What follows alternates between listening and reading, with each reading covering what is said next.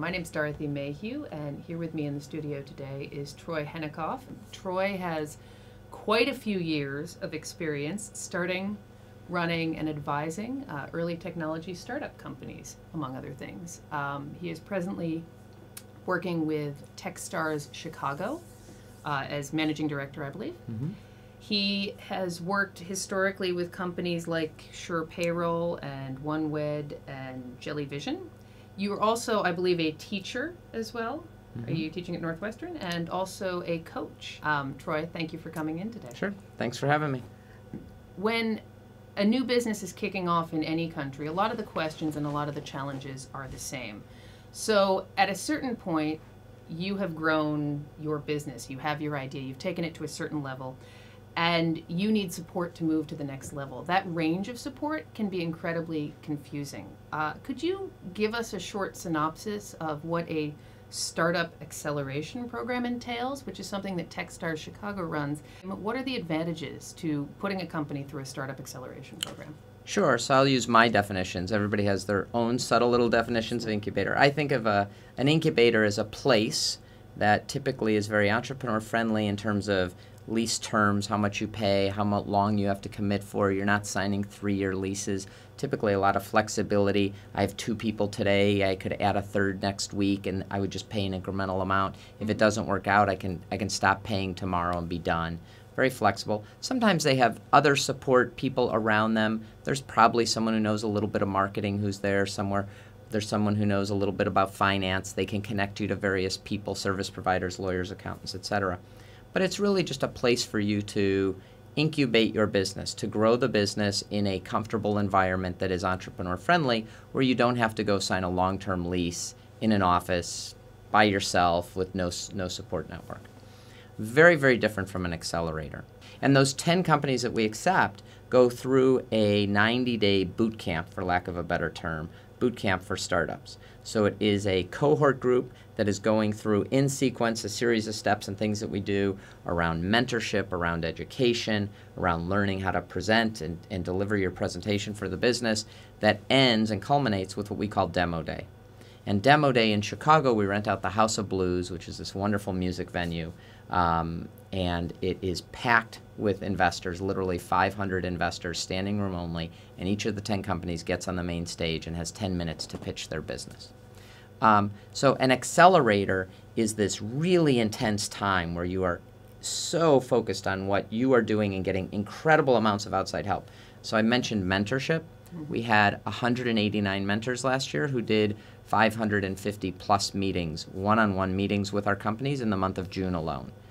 So it's this very intense time to accelerate your business, and hopefully in those 90 days you'll accomplish more than you would have accomplished in 2 years on your own. And the things that come in support that you really need in that early stage of a business like that, first of all, you need support in learning a lot of things. There are a lot of things that you need to know about to run a successful business. And if you're a first-time entrepreneur, you probably haven't really thought about human resources, PR. Do you understand? Even you might be a great technologist, but have you thought about search engine optimization, search engine marketing? How do I manage a board? Venture versus VC? Like, they're building a financial model. There are a laundry list of things that you're not going to be an expert in all of them, but you need to be exposed to them to run an effective business, and that's one of the things that we do. Another form, the mentorship is the biggest form of support, though. Having these people who, and our mentors come in 2 main buckets. They're either people who have built and scaled digital technology companies. Mm-hmm. They've been in your shoes before, and you can learn from their experiences.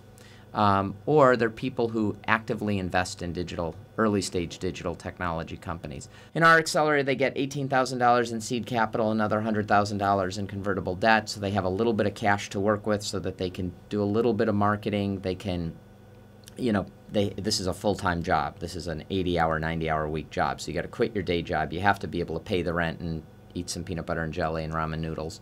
And without that financial support, it would be very hard for most first-time entrepreneurs to just go jump into something and have no income, no resources.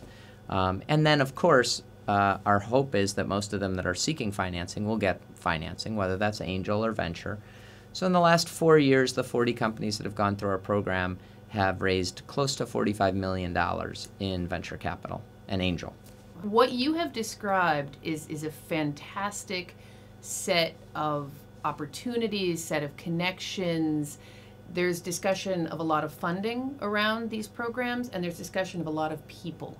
And I can imagine that in a place where we're sitting in Wellington with a very small population, without a large venture capital base, maybe without a lot of programmers, there are people thinking, wow, I don't live in Chicago. Is it possible for me to move my business to the next level without access to that kind of tech startup? Can I, in a small place, achieve those same kind of results? How would I get started? Sure. Boulder, Colorado, which is a town of, I believe, about 125,000 people, is considered one of the tech hubs of the entire country, if not the world, and has an incredible ecosystem for early-stage digital technology companies, and has had for about a decade now, has been viewed that way. And it's roughly a third the size of Wellington. Now, how do they achieve that? Well, they're drawing companies from not only within the 125,000 people in their town, not only Colorado, not only the United States. Each year, the Techstars runs out of, the original Techstars location was in Boulder, started in 2006.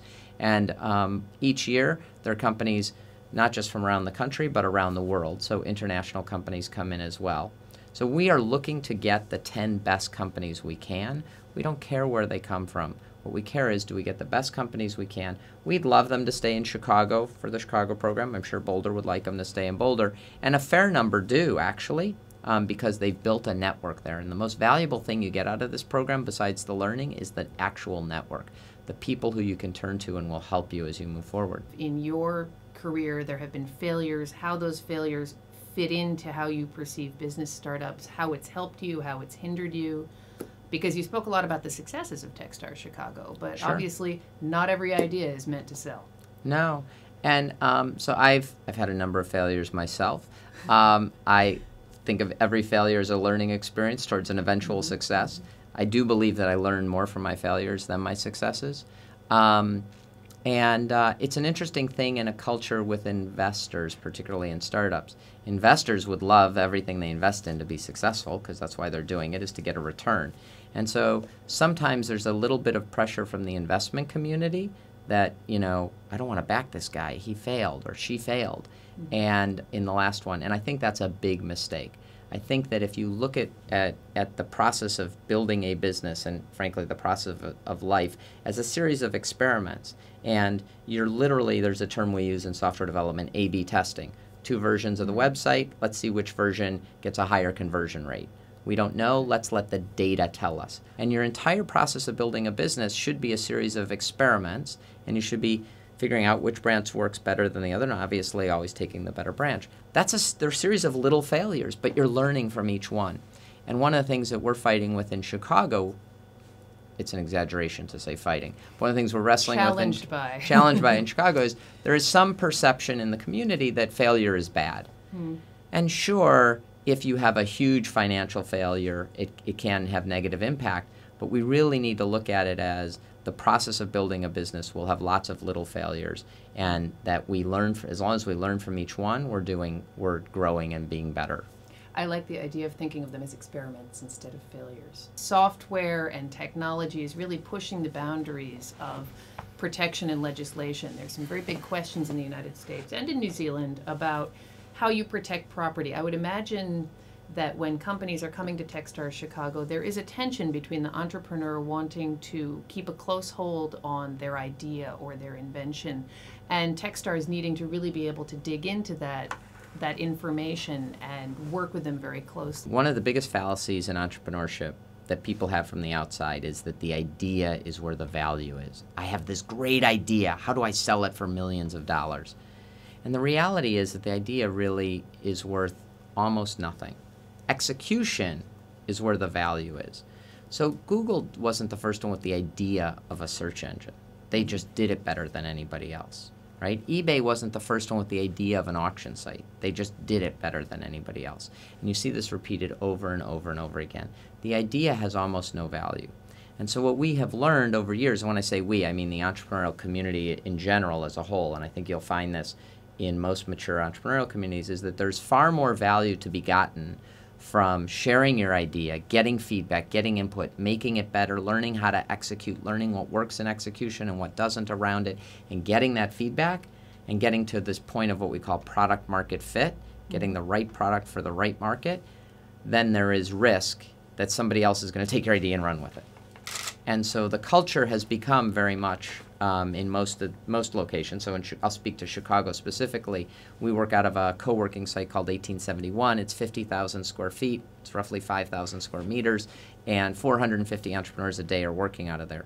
Part of the reason that they come there to work is because it's this big co-working space and they can be sitting next to someone else and they can share their idea. And they can get feedback and they can get help. And there's an incredible amount of sharing. And to my knowledge, there hasn't been a single instance of someone who's felt like their idea was stolen and someone else ran with it so far in the 2 years 1871 has been operating. And it will happen eventually. But again, that risk is far outweighed by the benefits you get from sharing and getting those ideas.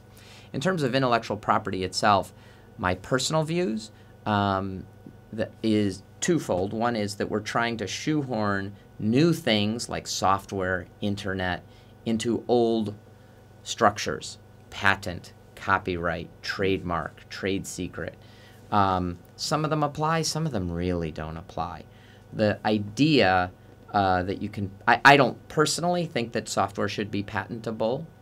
I do feel very strongly that, I don't know that copyright is the right vehicle for it, but if I create a work, whether that is a book, a piece of software, an app, no one should be able to just copy it and distribute it freely. I should have the right to the equivalent of what a copyright is today. I should have the right to, if I choose to distribute it freely, I could. If I want to charge for it, I should be able to. It shouldn't be able to be pirated. But I should not be able to prevent someone else from engineering on their own something similar and then waste a lot of time and money in litigation, and it's just horrible. Terms like angel investor are now tossed around quite freely, whereas people may not have heard of them 8 to 10 years ago. Venture capital is a very common thought, and we've talked a little bit about the myths that develop around terms. Where do you see the future going in angel investing and in venture capital, and the roles that perhaps either corporates or not-for-profits or simple investors could play? So the investing world is changing, and I'll speak to the U.S. Because that's what I know, and I think a lot of it is similar here.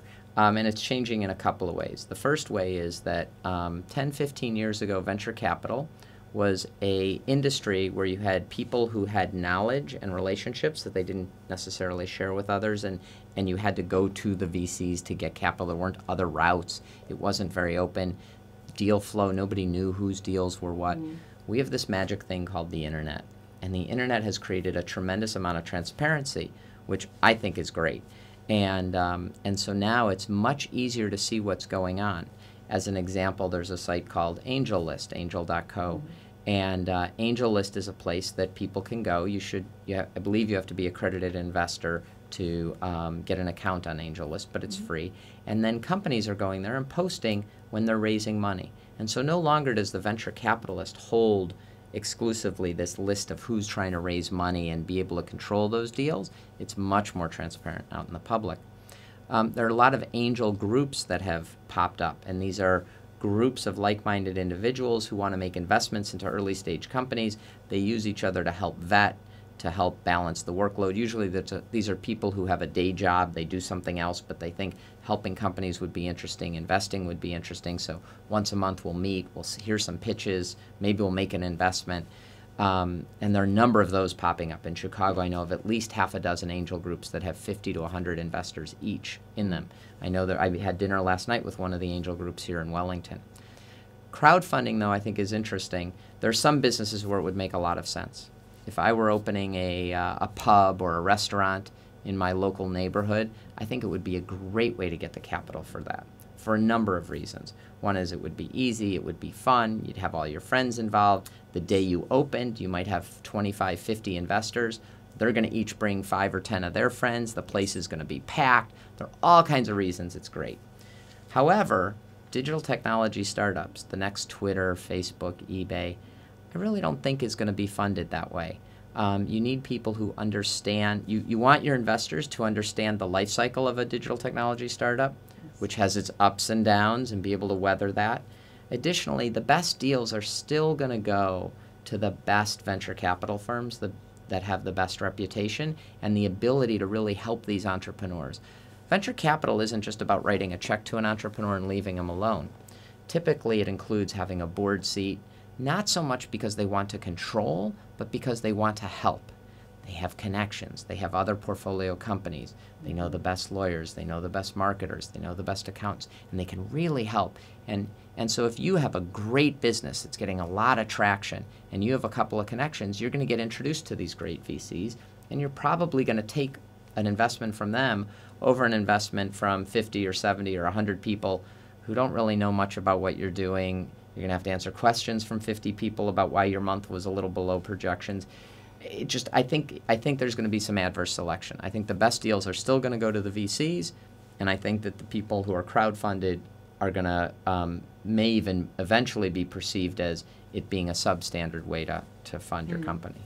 For someone who's looking to, let's say, take their brilliant idea, develop it for 2 years, and sell it to Google for $3 billion, what's actually more likely to happen for somebody who is looking in the digital tech startup sphere? So you're right, that has happened. We have had companies that have grown and in 2, 3, 4 years been sold for north of $1 billion.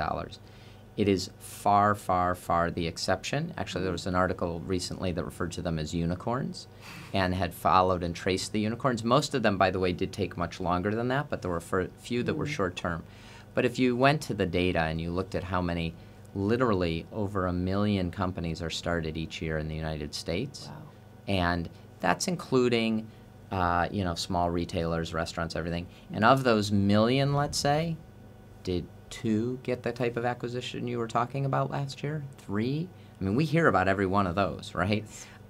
So no, it's not very likely. Much more common in our world is to see companies that grow at a sustainable rate over time. And the best thing you can do as an entrepreneur is build a company that is a sustainable company. It actually has revenue. It's break even or better. At that point, you may choose to go raise some more money to increase your spend on customer acquisition so you can have more customers and grow faster than your natural growth through revenue would achieve, and that's typically what happens. But you are in control as the entrepreneur at that point, because if you don't raise that money, you still have a business, it's still growing, and it's still profitable. To build value of that time takes much longer than people think. So there is still some value in the old business models. Not everything is new. Yes. That's what I would say. Well, thank you, Troy, for coming in today and taking time off. I hope you enjoy the rest of your trip to New Zealand. And we will post some internet links on the interview here for those who want to learn more about what Troy does and also what Creative HQ, which has brought Troy down here, is doing. Thank you.